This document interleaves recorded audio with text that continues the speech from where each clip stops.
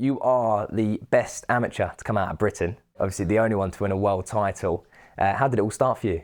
Well, with Gary, you know Gary from Fortress, yeah. His uncle, I was outside in the front garden, we were having a little spar with some kid called Nathan Nash. He's still on the white collar scene now, it's crazy, he's had hundreds of fights.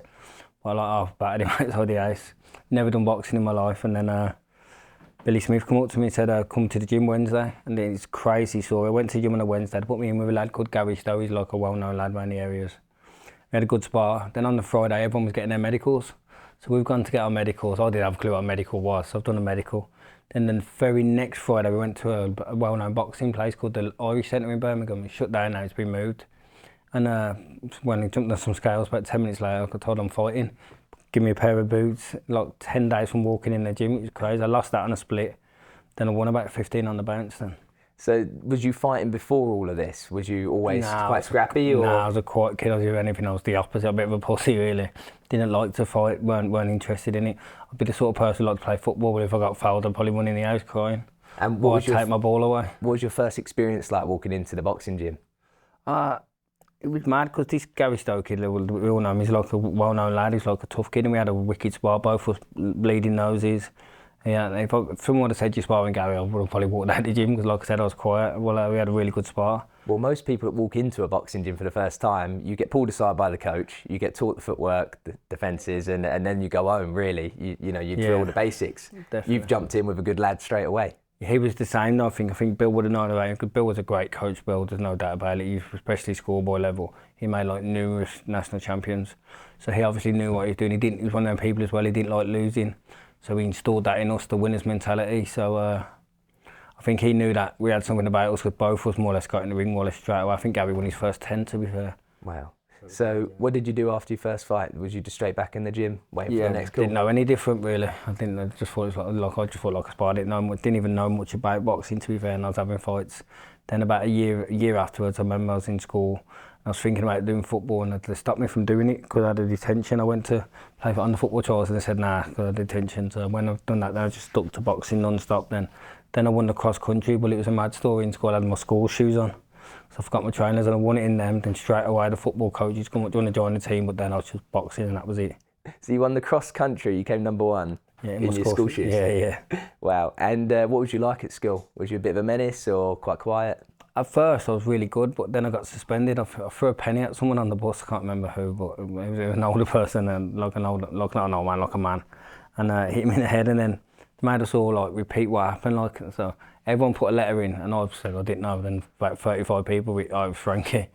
So then I got suspended. I went home, and I never really got told off. So then from then I just become a menace. Then everything in my life was just about boxing, though, and I always used to say to the teachers, boxing, they're going, yeah, but what if you don't make it? They never thought I was anything. Then in year 11, I won the schoolboys. So the school get an email, they get sent a certificate saying you're the best in the country.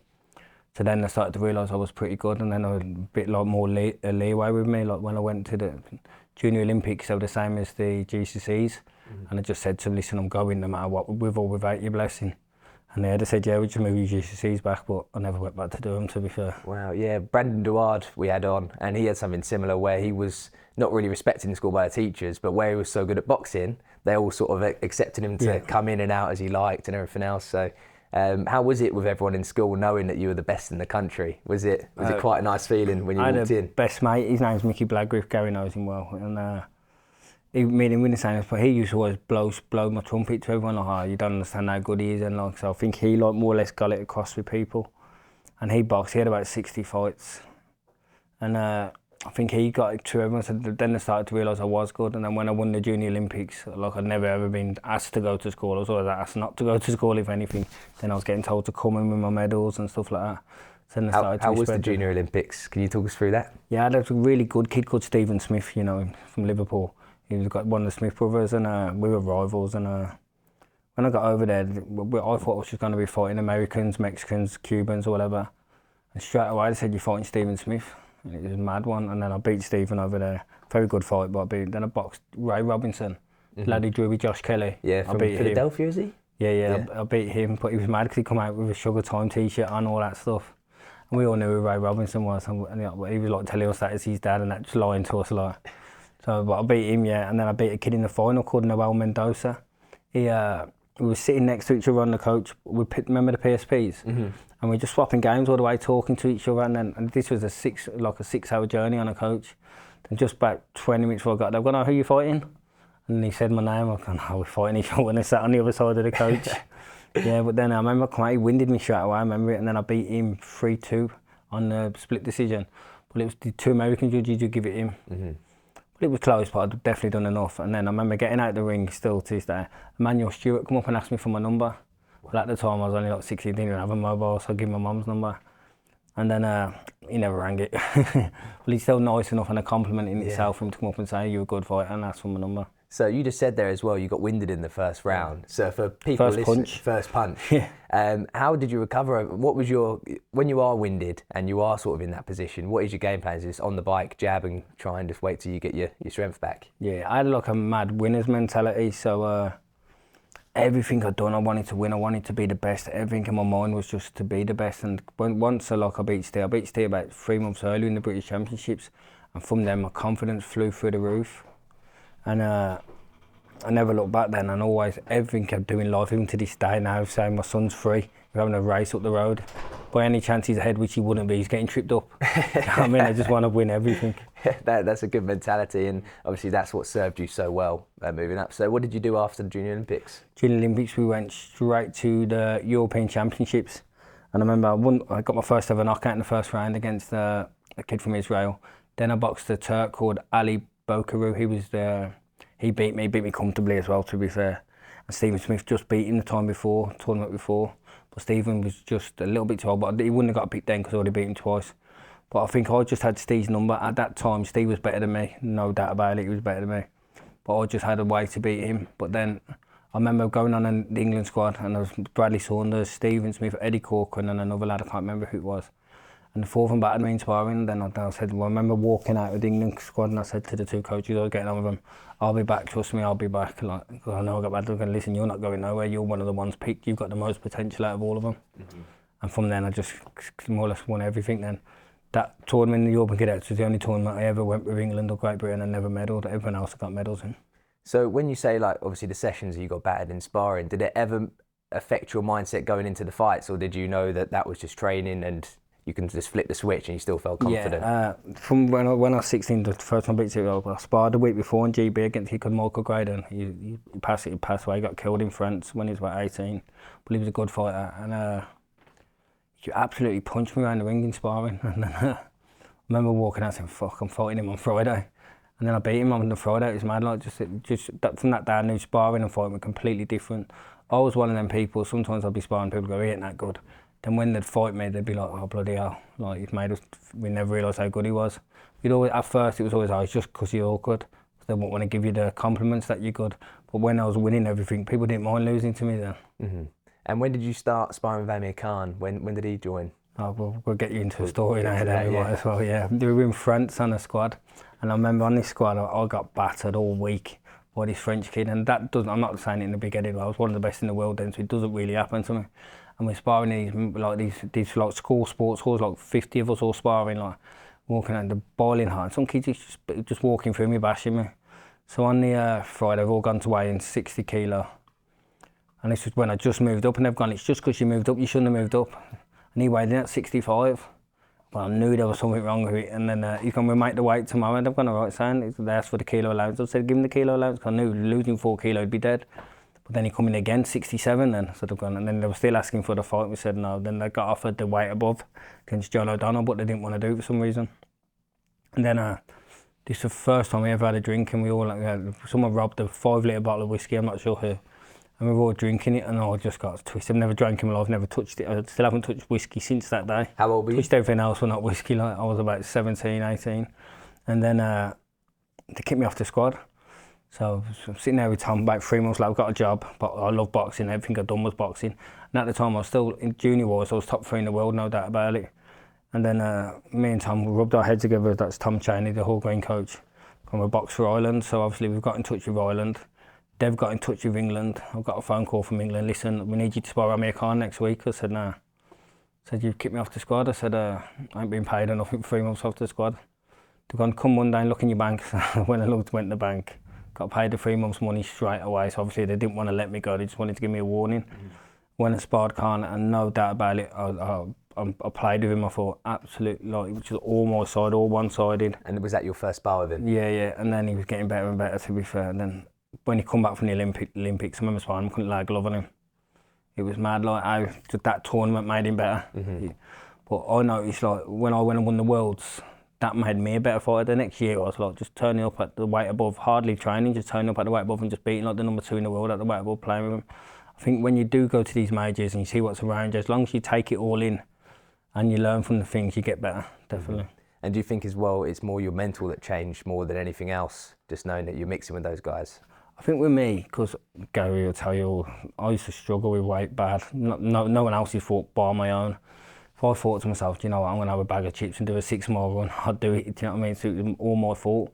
So when I was going to these major tournaments, I'd be just worrying about the weight. So everyone else is like, we'd have all England like, all on the table watching the draw on the computer. I don't care. I'll be sitting on my computer in my room and I'd just come out and get told. I was a bit nervous before the fights, but I didn't care about the opponents. So all I'd be thinking about was making weight. So I think that benefited me because all my mental stuff and all the nerves and everything was all about making weight. By the time I made the weight, then I was just getting straight in the ring after my fight, after my eating. Do you think that ended up working your advantage? 100%, instead of overthinking about the opponents? Yeah, definitely, 1,000,000%. So I am one of them people who does overthink about things, definitely. So obviously you won the Worlds in 2007. Yeah. How was that whole tournament? Obviously you were billed to go against one of the best fighters, the best fighter in the world at the time. Definitely. It was mad because I remember we were at, I was really confident then because I was massive at 60 kilo. I was training hard. Just before, like I said to him, I can't do it, and they sent me to Belarus. I won a gold medal, won 4 fights in 4 days. They only sent me there to get beat because I weren't big enough. I weren't big enough in height, but I was good enough. So if you're good enough, you should be going. So I come back, 4 wins, boxed for the tournament. All the Russians, I remember giving me a Russian kit and everything, saying how good I was. And then I got back then England because I've already sent Bradley Saunders, has already told him he can go. I can't change it. I said, but I can beat him. When you can, or you probably can or whatever, but we've already told him. So then I said, well, I'm not going to make the weight. So I went home and Tom Cheney said, must have rang him and said, leave him with me for the month. So then we got down to 60.9, I remember it. Then Tom went missing for a bit. So where have you been? He goes, I've just gone for a pint. And Tom never drinks. But obviously the stress of it, he'd have a drink now, like, well, he wouldn't have drank then. And he went and had a pint, he was mad. When he come back in, he ordered relief. And I remember just before I went, Tommy Langford, he battered me in sparring. I was down near the weight. And I kicked the door off the toilet door in the Hall Green gym. Still off to this day, like all them years. So I remember when I was in there, I've been coaching there the last few years, and I was in there, some kid had a bad spar. Tom said, don't worry about that. Frankie kicked the door off when he won. Then I realised why he left that door off, because that's the story he's obviously told loads of people since. Yeah. Then I went out to the Worlds, made the weight easy. I remember me and Stephen Smith here, we used to love Diet Coke. So like we'd be nearly the weight, get down to our weight the night before, and then we'd get a can of Coke and we'd share it into a glass, we'd drink it and go to bed. So I think we were so struggling with the weight together. And then done an interview, and I remember saying I'm going to get gold. And I remember loads of the England lads as well laughing like, nah, because everyone thinks Tishenko. And then I went out there, beat Barbados kid the first day, 20-0. But I've never seen anyone in awe as anyone after it. Was coming into my change room every day before the fight. Oh, you've got this, you're like Jesus, you're like a saint on wings, said you can't hit you. And he was just bigging me up before the fight, this kid from Barbados. I think named Omar Ward. Then I boxed the Kazakh the next day, Mary Ashkelov. So he went and won the 2012 World Championships. So it shows you how good he was. But because I was flying at the time, I beat him comfortably. Then I boxed Onur Shipal Turk. He was the world junior champion, reigning going in. Then I met Roman Amanov, and I was really nervous about him. He was the kid I didn't want to fight. He was the 2005 reigning world silver medalist. Was he Azerbaijan? You got him, yeah. So you've done your homework. And I beat him, and I remember this guy he had something over me in my mind mentally. They're great from there. That country's brilliant anyway, aren't they? The amateur scene. Just game, and he was so just all the time, phase after phase. Then I remember walking in just before the end of the weigh-in, and he's still in his silver sweatsuit, had gloves on it, had his eyes and his mouth over it. And he was doing it for about an hour and a half, and I thought, and we were weighing in and fighting 2 hours later, and there's no way he's going to recover from that. He'd done 2 hours of skipping while I can't put him down straight away, probably within 20 seconds, and I just took over the fight. And then I boxed Tishenko. But I remember leaving the ring from the Azerbaijan fight, and Terry Edwards, the coach, he's gone, look, and I looked over Tishenko, his whole team are watching the fight. And you know Tishenko, like, he doesn't care about anybody, don't watch no one. But they stood and watched me the whole fight. Then the next day I boxed him. I remember I was 4-1 down after the first round, but I thought I won it.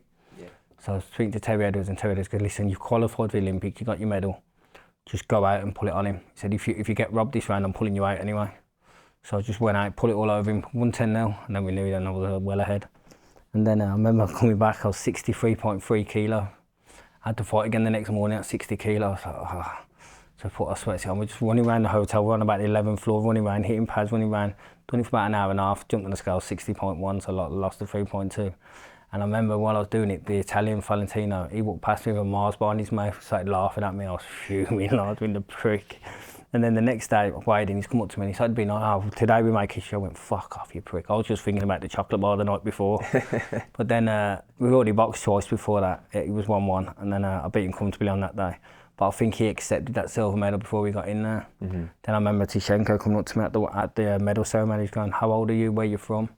Because the year before I would have met him in the semis in the Europeans, but got beat by Ukraine. I remember I was 21-17 up, and the computers went off and come back on. I was 31-17 down, it was mad.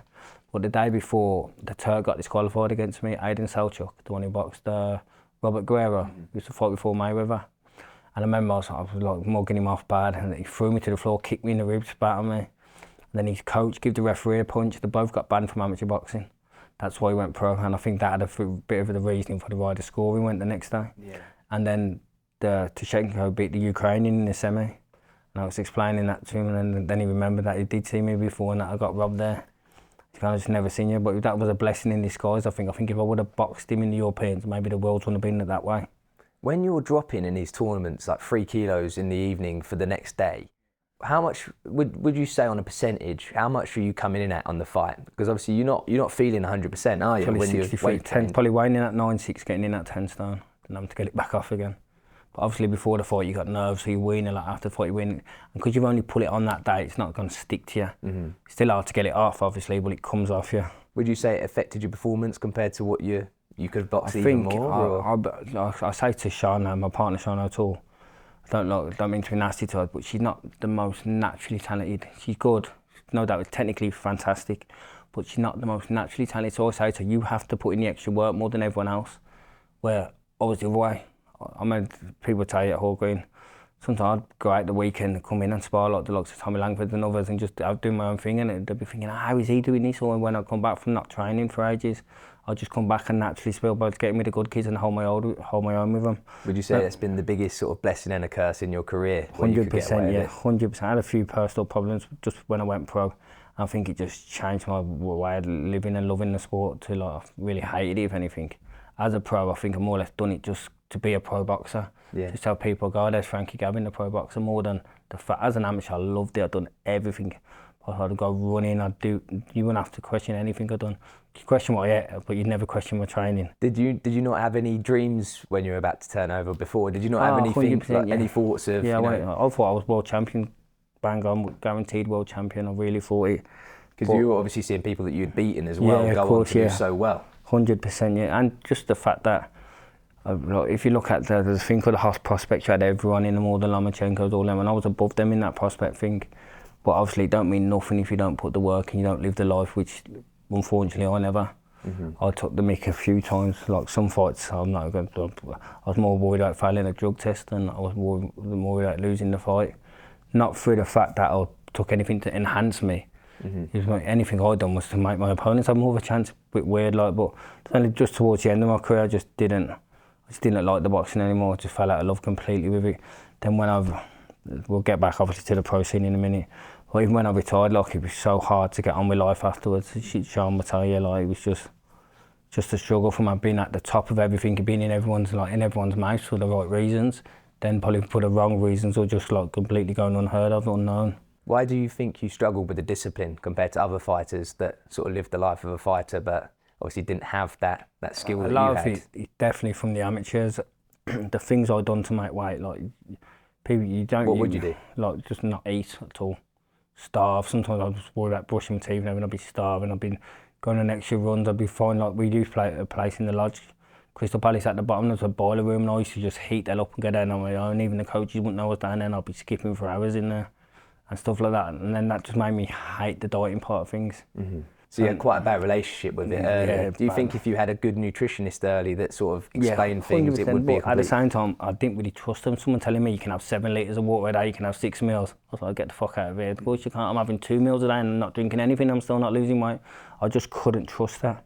Yeah. But then towards the end of my career, I started seeing that it works, stuff like works. And I've seen it with Sean now. He's on like 5 litres a day, 5 meals a day. I'm thinking, and the weight's just flying off her. Yeah, I know a couple of nutritionists, and when I see what they're giving their fighters in camp, even on fight week, they're eating like 4 meals the day before weighing in, and they're weighing in comfortably. It's crazy how, especially the old school mentality is skip a meal, don't eat, put on a bin bag. I remember being around Matthew Macklin, I think it was for the ABAs. I'm pretty sure he had half an apple a day for like 3 days before the ABAs at welterweight.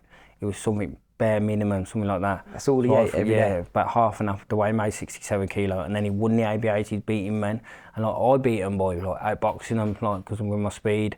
He'd just walk through him, stand with him, and he'd be sitting in front of him, just beating him up. And for doing that off what he ate. And so maybe watching him might have been a reason. I thought, yeah, if he can do it. But it's just things like seeing other people do it the way they do it, and you hear stories what people do. Don't get me wrong, you are supposed to struggle with weight. If you're walking around out of weight and fighting, it's not your weight. Don't care what anyone says. I'm only walking around 2 pounds above my weight. Well, you're not at the right weight, don't get down a weight. That's what I'd say. Yeah. I see people in the gym now, they're like 61 and a half, and they're going, yeah, I should make 60. And if that was me, I'd probably be going for 54. And it's just mad. Yeah, it's not the right way, no doubt about it, but that's what I'd probably be doing. Yeah, it's changing a lot now, completely. 100%. It's what they say. Everything like progresses, don't it, with age and with knowledge, and with all the science and sports around now, everything's getting so much better. Like I said before, she had testing the other day. Was it 302 masks? The 302 mask, I never heard of that stuff. The only mask I heard was an altitude mask, what you run for the park with. That was it. So your sparring that you had in the amateurs, would you say the best sparring you got was Amir Khan? I sparred Cal Brook once. He was 67 kilos, just about 58. And that was a good spar. And I mean, like, I held my own 100%. When I boxed him, listen, but he's the only pro I've ever been in with who I can say, you were better than me. Sam, I didn't live it. The Spanish kid, I didn't live it. And I believe I beat Bunder. But Cal Brook, he was better. Like, he had an answer for everything. And his coach, Dominic Ingle, like, he just, the way he spoke to him, the way he talked him through it. I could even hear what he was saying, but he was still getting off on me. It was mad. That's incredible. Would you say he's the best fighter that you've been in with? As a pro, yeah, not as an amateur. Mario Kindling. Yeah. 100%. Even Tishenko, he beats them all. How was he fighting the Cuban? You were quite young, wasn't you? Yeah, I was 19, yeah. And I remember going to the weigh-in, and for once it was the other way around. Normally, I weighed in heavier, and I weighed in 59.8. He weighed in 63.3. And I remember the 3 coaches all calling out different weights, and then Richie Woodall said no, he was 63.3. He's the only one who'd give you proper weight. And I weighed 59.8, so I'm screwing on him. Then they've gone, Jamie Cox is fighting him tomorrow. I said, not a chance, and I'm still fighting him. I just don't know why I couldn't have come in at that. I was more mad that I couldn't come in at that because I struggled to make the weight. And then, yeah, he was just too close. I thought I won the first round, but listen, he was timing me. He was walking back to the corners, taking his own gum shield out, just waving at the crowd like it was mad. Like, he weren't even there, yeah, just taking. But it's just too good. But that was the fight what I think really made me the fighter I was. Just little things he'd done, like where you'd be about to go, you'd be really on it, and then he'd just walk away and you'd be like you're all in the zone ready to go, and he just like, just everything he had, he was one step ahead. Like when Khan beat him, Khan never beat me in a million years. I was sparring Khan because I knew I was fighting him and Khan was fighting him, so I was sparring Khan for it. And the levels between them two was massive. So when he beat him, I just knew it was a fix. He just could never beat him. Yeah, he's an incredible fighter. All of the Cubans are. Yeah, I love watching him fight. Yeah, they're good, man.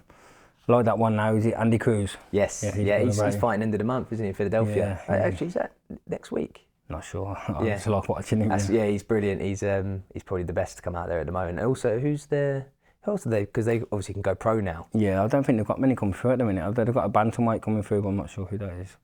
Obviously, Yuga's done well. Yeah, he was always more weight as an amateur. And I remember I beat a Canadian, and just the Canadian got in all cocky, and I was thinking, why is he thinking? He didn't have a good record. And he knocked Yugas out the week before in sparring. Then he boxed him in the World Championships and put him down twice and lost him by a couple of points. So, and that's probably the hardest he ever got hit by as an amateur. Ibrahim Kamel, his name was. He was just a banger. He had nothing to it apart from that. So you've had loads of trips with GB. Can you just tell us some of the fun stories that you've had? I know you've been up to no good in quite a few places. I did say one a while back about when we were on the GB team, and I was with Michael Maguire, and he had a poo in Tyson Fury's pillar. And I remember Tyson running into me like, going crazy about it. And I think it weren't me, but he was adamant it was me. He's about, I reckon he would have killed me if he got the chance, but Tony Bellew and David Price stopped it. And then I remember going, oh, wait there, and I rang Michael McGuire and saying, Mike, I'm going, oh, Tyson knows you've had a poo in his pillow. And he's going, how? And I just passed the phone over. And then like he just went mad at him, but they were good friends, they were from the travelling community, like, and we all seen the joke. I remember Billy Joe going into an Olympic qualifier, about to have a fight, and he put his shoe on and James the girl had a poo in his boot, just stuff like that. We were so like, but we were all as bad as each other. People look at it now, the dirty bastards, but that's just the mentality we had. We were like, when I heard some like football story the other week, I think it was that, what's the keeper's name from England, the female, Herbs or something. Oh, I don't know. Well, she said a story, but it was like really dry and like they were all laughing about things. If you heard the stories we got up to, yeah, they wouldn't believe it. One time we went to Crystal Palace, the lights, that was the main England place, like 20 floors, so every floor's got a few fire extinguishers on. They had a big rave outside there. So they've got the big rave outside, and we've got every single fire extinguisher, we just had it off of each other like the whole way through. Then I probably got the last fire extinguisher out of all of us, so I'm sitting in my room waiting for someone to come in. Someone's come around the corner, sprayed him straight in the face. It's the Chris Edmonds, the England coach. He just caught me a treat. He went crazy. What did he say? Just mad, like saying, you're getting. I remember we all got fined and everything. We had to pay between us for our funding. Had to pay for every fire extinguisher in the place. It's probably quite fire extinguisher expensive, isn't it? well, I don't know what come out. Probably all lost a month's money or something. Another time we're in Crystal Palace, me, Ryan Pickard. He now owns 12 Freeze Boxing in London. He's a Repton boxing coach. Yeah, there's like loads, was Joe Smythe, loads of England coach. And some man's got himself stuck under the fence trying to climb through just to get a shortcut through Crystal Palace. So he's stuck and he's there, and I'm about 15. So I'm going, oh, do you want to help me? He's going, yes. So I pull my pants down and start sitting on his face. He's going crazy, he was. And he's stuck here, he's going, I'm going to kill him, trying to bite me and everything. Just stuff like that might come up in my mind. What made you turn pro then, if it was... What was the deciding factor for you? After the Olympics, that was it. Everything was done. I was British, Commonwealth, European champion, world champion, or European Union. So there's nothing else for me then really. But I wanted to turn pro about 3 months after the Worlds. I remember sitting down with Tom saying, "There's no way I'm going to make the weight." I used to walk around at 68 before the Worlds. I was walking around at 72 then.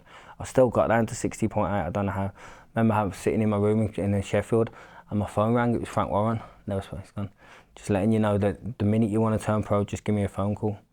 And that really, like, that was that. I think I might as well. I remember ringing Tom. Tom was saying, what you get now, you're going to get an extra 0 on your contract after the Olympics, which he was right, worth trying. And then I remember being in Macau, it was Chinese camp. I was sparring some good Joe Aldeep, weren't a puncher, weren't nothing. And I was getting dizzy and dazed in the sparring, but not from getting hit from me when I'm standing. So I felt really weak. And then they all went to Beijing, but they left me in Macau for a bit just to see if I could get that weight off. And then some woman's coming, because I need to check his bloods. Don't know who she was. And she checked my bloods. Then I went in the sauna for half an hour on a bike in my sweat gear, come out, didn't lose a thing. And she's coming, she goes, I'm just pulling it out here now. If he boxes, I'm suing a lot of years. She said, you should, so I have malnutrition or whatever, I don't know, whatever you call it. Well, so is that, do you think as well, just years of trying to make weight, I think the things I've done to man. I remember some man telling me, he's gone, just have 5 wine gums a day. And I remember when I got back, like we were speaking to Kerry Cage just before the Olympics, so he helped me get down to the 60.8. I wouldn't even have got that under 64, I don't reckon, if it were for him. And when I told him, he lost the head. He's going, are you taking it? I said, nah. So he's going mad because he's like, you should have been having more to get it off. And I was like, I'm next to nothing, like fluid-wise. And then I'm surprised the coaches didn't have that much of an idea into the fighters' lives that was going on. Just before then, like, because they were coaches and that, they were just boxing coaches, like, GB, do your own weight, we'll do your coaching. But that was the first time I ever seen him with nutritionist on. And he was a nice bloke, but he used to follow me around after the weigh just to make sure I didn't have anything more. And he'd be with me the whole time up until the fight. And then when he seen that I weighed 63.5, he said it. He said, mate, he must be really killing himself to make this weight because everything he's putting in, he's sticking onto him. Then I'd have to get it off the hard way with training. But from the Olympics, I knew before I was going pro no matter what. And I got a good contract, to be honest. We had Dennis Hobson said to us, if you get this medal, you get this medal, you get this medal. Give us all a letter saying you're going to get this money. But then I met Mick Hennessy. They took me to a few frot shows and that. Met Mick Hennessy. He offered me something. Rob McCracken was going to train me. I was like, yeah, sound. So I'm just going to go and speak to Frank Warren and see what he says. So whether you should go and speak to anyone else that deals off the table. I went to sound. I just walked out of the room. And Robbie said to Tom, I can't train him now. I can only train Mick Hennessy fighters. I went to sound. I'm not doing that. When I met Warren the next day, he offered me 5 times as much signing on fee and more than triple per fight. so it was a no-brainer really. Yeah. Then I turned pro. Someone got into. I wanted to go with Tom Chaney. What was his plan with you when he signed you? What did he give you a vision of what he wanted to see? Just like, what was that? 10 fights, then British title, where something similar to all that. So I can't remember it off my head. But I just seen the pound signs. I remember I was from nothing, I was, and I remember when he offered me a 50 grand signing on fee. I remember walking out the room and went, "Can I have 10 grand now?"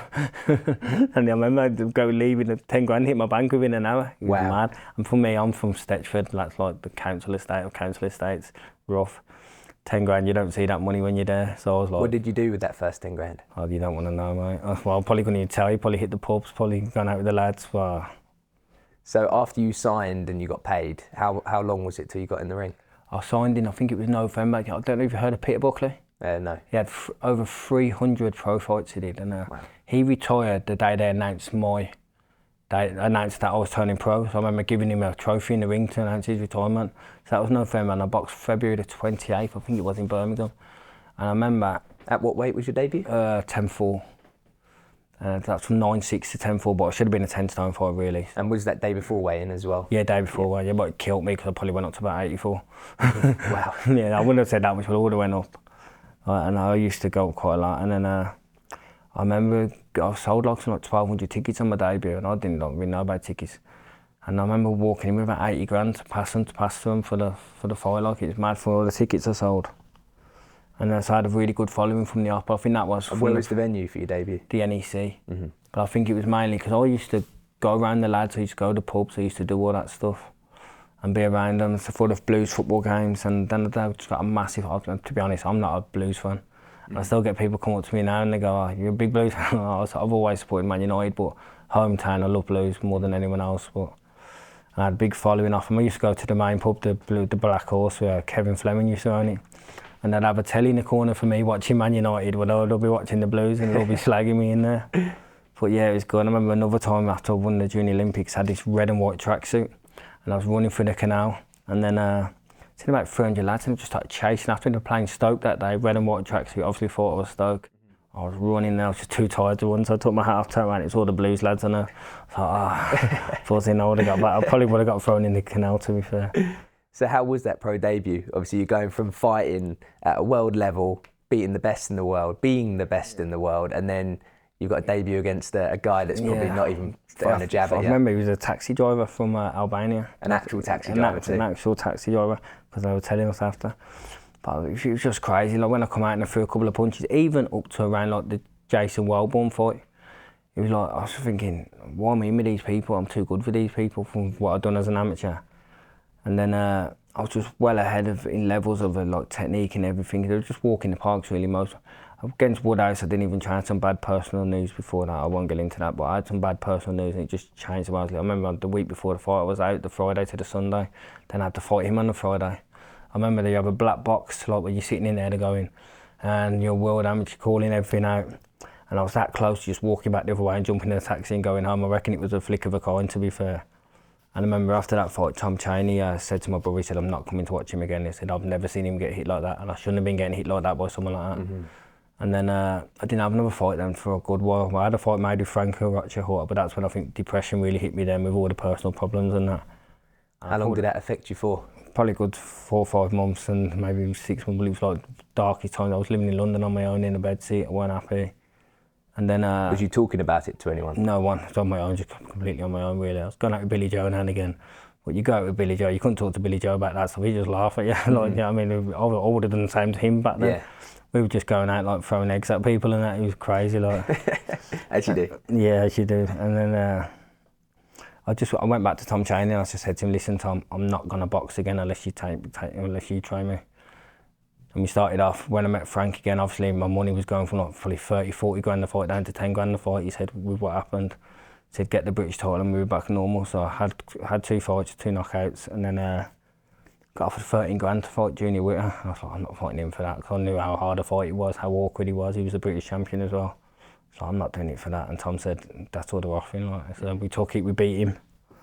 Then they offered me Jason Wellborn, 35 grand. I was like, couldn't believe it. I thought I hit the lottery. I knew I was going to just turn up and win. Yeah. But don't get me wrong, these times I was in my peak, I was training hard. From about, say, the just before the Whittaker fight, probably the Kevin McIntyre fight, up until when I beat Denton for Sal. I think they were my prime years. They were when I reckon you never know, probably could have, definitely would have pushed Cal Brook to the wire. And I was living it, I was loving it. But something between that, I remember I broke my jaw with David Barnes, I broke my hand with Bradley Price, and it just never ever come back then, really, to be fair. The layouts, the getting used to going out drinking, doing whatever I shouldn't have been doing, and then.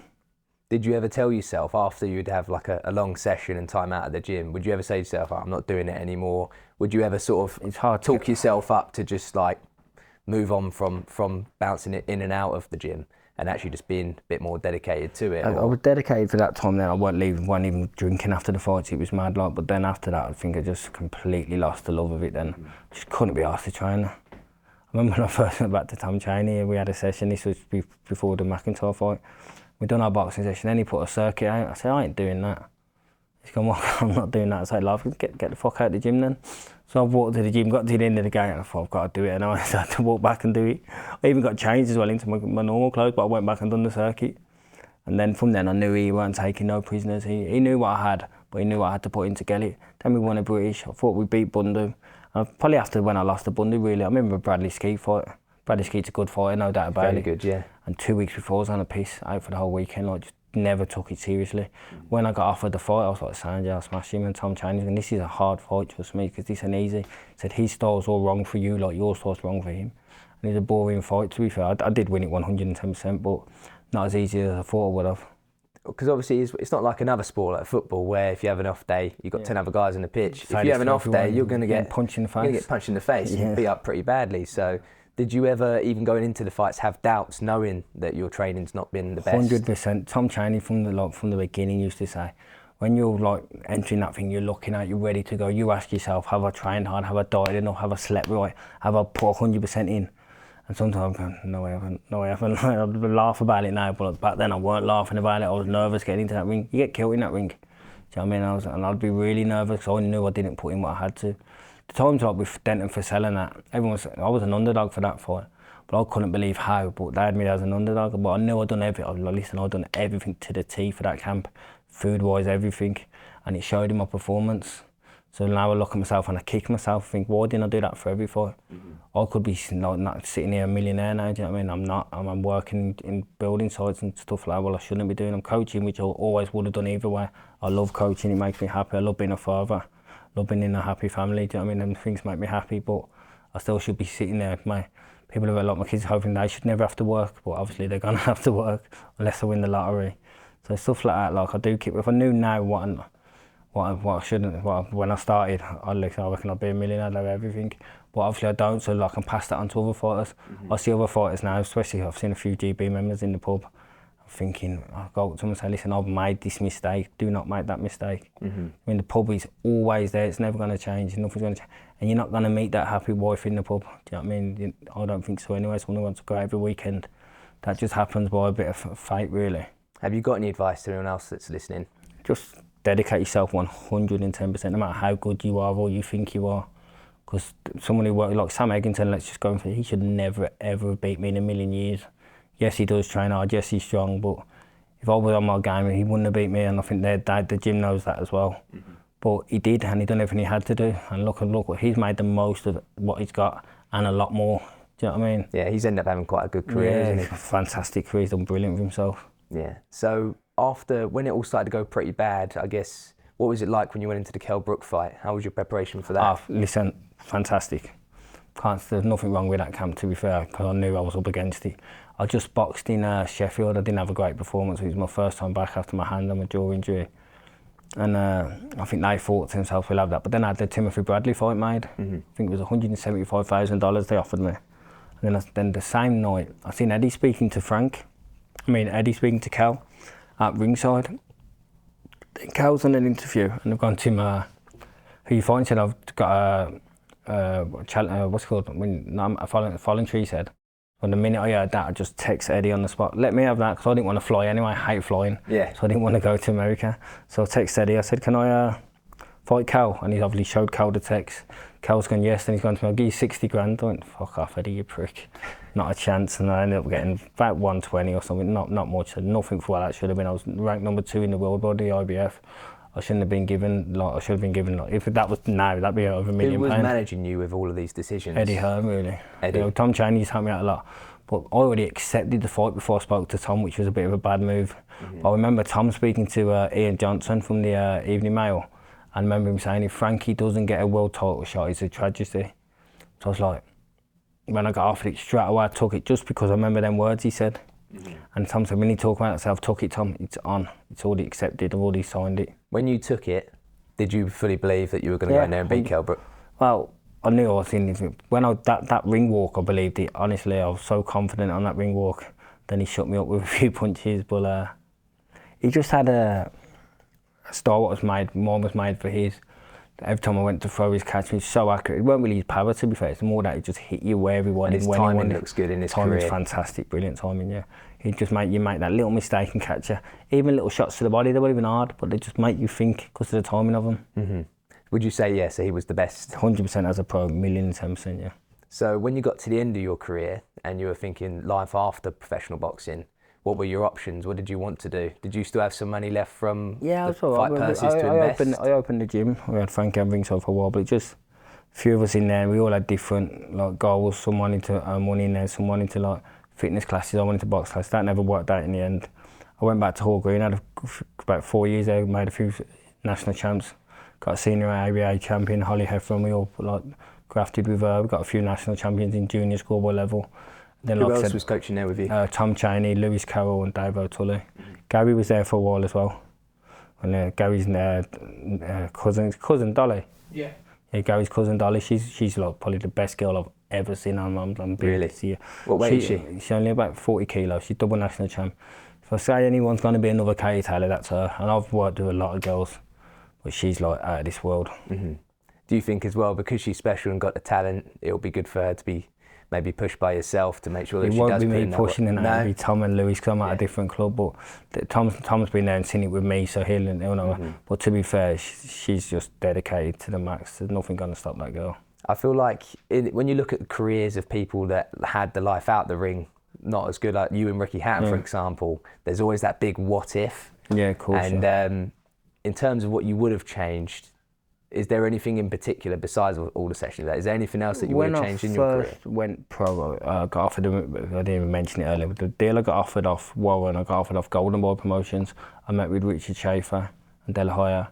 They said, we'll match your deal. But I just had my oldest then, and if I didn't have him then, I would have 100% went to America. And I think that would have been the change. I know it would have been harder out there, but I would have lived it. I wouldn't have had anyone around me. I wouldn't have had the lads I was going out drinking with and doing crap. So I think that would have been the perfect thing, yeah. Like a new life out in America. Yeah, I would have ended up coming back, and but I would have come back a mature person. I was like a 22-year-old, he was like an 18-year-old really. I was very immature. When I got to 26, 27, don't get me wrong, I'm still like a 23-year-old now with maturity. But I think I would have got a lot more. I think I would have grew up out there a lot more, but I had to. Been harder spars and all stuff like that, harder way of living. Is there any boxers that you looked up to when you were Joe fighting? Kawasaki, I love him. He was fantastic. We met him the other week actually. He signed a glove to my son. Told him how to spell it and he still read it wrong. But yeah, Joe Kawasaki's always been my favourite. I love Pernell Whitaker. Yeah, I thought he was brilliant. Yeah, obviously Mayweather, you can't deny Mayweather. And what about any amateurs? Was there any amateur boxers that you loved watching? Tishenko. There was a guy called Martel Korobov. He lost to Eubank on a shoulder injury after he won the first round. But he was unbelievable. He's like a southpaw middleweight, just bashing everyone. But just with timing, moving around, landing the right shots, he was good. When you have people say that, there's always going to be critics, but you get a lot of people say, just because he was good in the amateurs doesn't mean he's going to be good in the pros. Yeah, I agree with that to a certain extent, definitely. Obviously, you can make someone miss. You can make a miss in both games. But yeah, it is a different sport completely. Now it's getting a bit more closer to it with like the 3-minute rounds and stuff like that. But especially when I was there with the computer scoring, like you land one, you move. Like as a pro, you could probably land 3 or 4. They land a big one and they're still going to give it to them. So it is different in them terms, yeah. Did you find it hard adapting to the pro style after? Nah, because they weren't the level I needed to be. From when I went to pro, I could just walk. I could have probably just had one eye closed, one arm on my back and still won my first 10. It was like that sort of thing. Did you think that also didn't motivate you as well, just because of the... Yeah, sometimes, but like I said, I had to train hard to make weight, so I'd be training hard anyway. And what's your goals now as a coach? To make world champions, definitely. Take kids off the streets, give them better lives. Hopefully, like, be a role model to people. And who was your role model? Would you say Tom Chaney? Yeah, 100%, yeah, Tom. 1,000,000%, yeah. And what did he do for you? Was he a father figure? Father figure. I didn't have a father around me, so yeah, he was like a father figure for me, definitely. Just kept me in the gym. Like, I wouldn't have been boxing after probably 15 years of age if I weren't with Tom. That's brilliant. Well, it's been a pleasure having you on. Mate. Nice one, thank I you. appreciate it, and hopefully you get that bare knuckle fight. That's it. Yeah, we'll have a little chat about that. I got offered one, but the money weren't great. That was for August. But they've just offered me another one for December, and the money's a bit better on that. So obviously going to go back and talk. So I think I might do one, yeah. All right, sounds great. I'll be tuning in, mate. Thank you, Wicked. Thank you. My name is Dennis McCann, professional boxer for Frank Moore and MTK Global. This is Fortress Boxing. A lot more protection. It's a no-brainer around your thumbs, around your knuckles, around your wrist. That's exactly where the problems are. They're very compact, so I feel like I'm punching hard with them on as well. And I feel like when you got sparring 14, 16 ounce gloves, the smaller wraps can't really. They're too small for the gloves. That makes sense. So these are a bit bigger, and they're getting the gloves a bit more. They're making them more compact. 1, 2, hook. 1, 2, hook. Go.